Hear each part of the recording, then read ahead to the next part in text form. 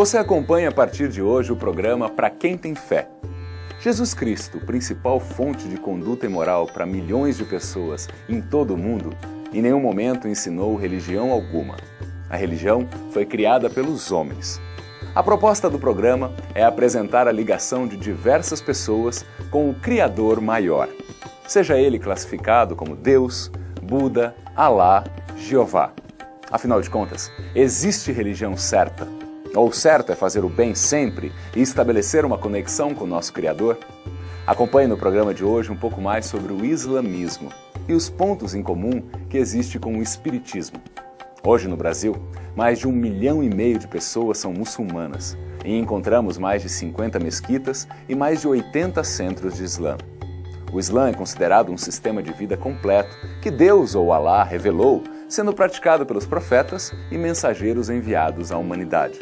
A raiz árabe da palavra Islã envolve paz, segurança, saudação, proteção e salvação. No programa de hoje, confira a entrevista com o Sheikh Jihad Hamad, da mesquita Abu Bakr as-Siddiq, e também uma visita que fizemos à casa de uma muçulmana. Para quem tem fé, hoje visitando a mesquita de São Bernardo do Campo para conversar com o Sheikh Jihad Hamad. Ele falará conosco sobre a religião muçulmana, nos alertará sobre uma série de questões, aumentará a nossa compreensão e é por isso que a gente quer agradecer muito desde já a atenção do Sheikh Jihad.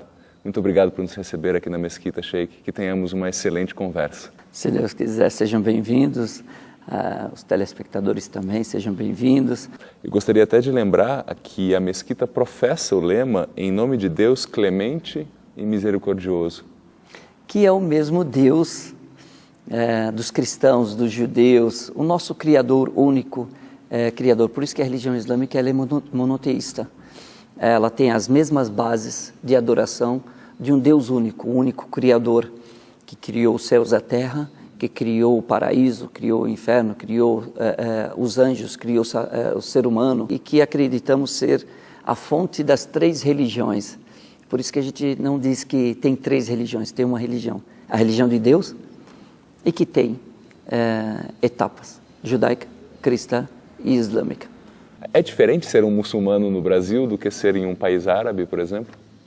Certamente, existe uma grande diferença. Quando você está numa maioria, né? Primeiro, você entra na sua zona de conforto. Então, você ouve o chamado para as mesquitas, você vê as mesquitas, então você acaba sendo incentivado pela maioria. Quando você é minoria, como aqui no Brasil, você tem que ter uma força de vontade muito maior, uma convicção muito maior. Por quê? Porque depende do seu incentivo individual, de você poder se incentivar a fazer as orações 5 vezes, toda hora ter que olhar o relógio, ver se chegou a hora ou não da oração, ficar pesquisando e tentando trazer informações dos países islâmicos quanto ao mês do Ramadã, quanto à questão da peregrinação, muitas coisas. Sendo que se você estivesse num país islâmico, isso automaticamente na mídia, as mesquitas, são informações passadas sem você buscá-las. Estamos na casa da Kiram, que nos recebeu aqui muito gentilmente, para que a gente possa conversar um pouco mais sobre o seu dia a dia, sobre a sua fé. Eu queria te perguntar, tem muita diferença entre ser uma mulher muçulmana no Brasil e lá na região do Oriente Médio?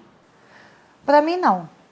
Para mim, não. Eu, assim, questão de eu uso lenço, véu, não tenho diferença nenhuma. Aqui no Brasil, não. Às vezes as pessoas olha, tem uns que chegam e perguntam, né? Aí eles ficam meio assim, mas eu gosto que eles perguntam, não tem assim, às vezes a pessoa está olhando, eu falo, oi, tudo bem? E eles têm muito interesse, assim, a vida da mulher muçulmana, né? Eles acham que tudo é proibido, porque eu uso um véu, porque eu uso um vestimento diferente.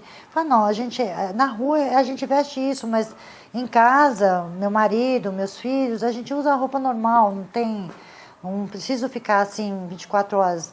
Alguns os meninos brincam, falam, mas eu não ligo, porque pessoas que não estudaram, não sabem, não conhecem. Muitos falam, ah, você é árabe? Não, eu não sou árabe, eu sou brasileira, mas eu sou muçulmana. Então muita gente não liga árabe e muçulmano, pensam que é a mesma coisa, mas não, é uma religião, né? Fora os costumes locais. Por exemplo, se eu for falar sobre a bebida alcoólica e a carne de porco. Nos países islâmicos isso é raro, ou você não vê em todos os momentos, não está diante de você, não está no seu cotidiano.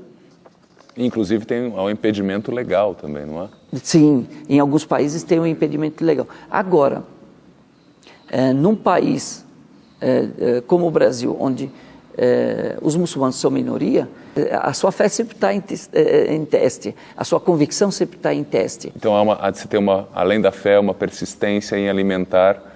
E eu imagino junto aos filhos, porque se, por exemplo, um imigrante que trouxe já de berço a religião, e de repente seus filhos começam a conviver com a maior parte de pessoas que não são da mesma religião, e que às vezes nem têm uma religião. Existe um lado bom e existe um lado ruim. Qual que é o lado ruim? A aparição, o aparecimento de preconceitos.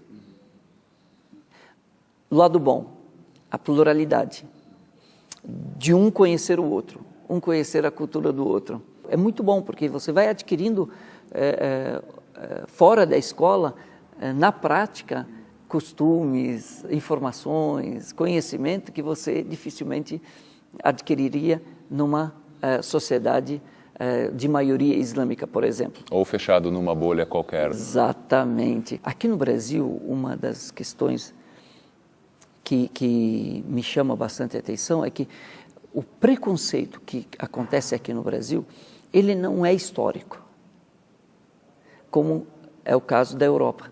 Aqui, então, esse preconceito foi importado? Seria isso? Uma coisa assim?